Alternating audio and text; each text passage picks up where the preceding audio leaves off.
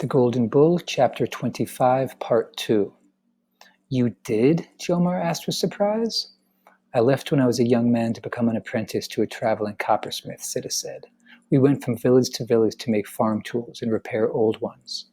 When I was a little boy, my father would take me to our village when the coppersmith visited, Jomar said. I watched the man pour melted copper into molds. When the liquid hardened into a tool, I thought he must be a magician. How did you become a goldsmith? I met Nari in one of the villages I visited, Siddha answered, his voice turning tender. She was lively, full of laughter. Her father died shortly after he'd given us permission to wed, so we were free to come here to live after our marriage.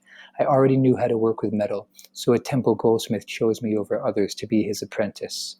I thought all apprentices were young, Jomar said. You were already a man. Siddha's face darkened. I was a man, a coppersmith, a father, but I was treated as if I were an ignorant farm boy. Like me. Why did you stay with the goldsmith? I had some talent for working with metal, and this was my opportunity to learn a difficult craft, Siddha said. After he died, the temple asked me to take his place. While Jomar watched Siddha work quietly on the muzzle for a long while. While you were looking for Zephyr last evening, I joined my friends and heard good news, he finally said. The snow in the northern mountains has begun to melt. The river will become mighty once again, and the canals and reservoirs will receive its water. Jomar's spirits rose. My father must be clearing away dead roots to prepare the fields for planting. And you might be longing to return to the life you know, with or without Zephyr, Siddha said.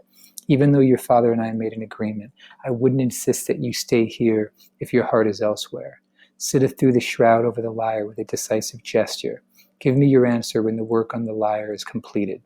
Jomar was bewildered. Was Siddha offering him the opportunity to return home out of compassion?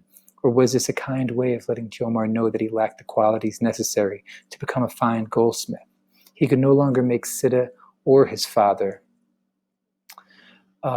responsible for his future. The decision to stay or go was his.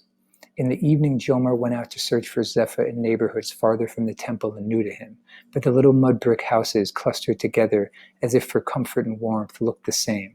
He walked the streets calling her name, looking for her, listening for her. As day disappeared into night, the homes brightened one by one when oil lamps were lit.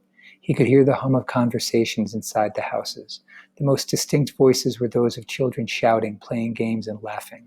He had lived with Zephyr for so many years. Why couldn't he remember doing these things with her?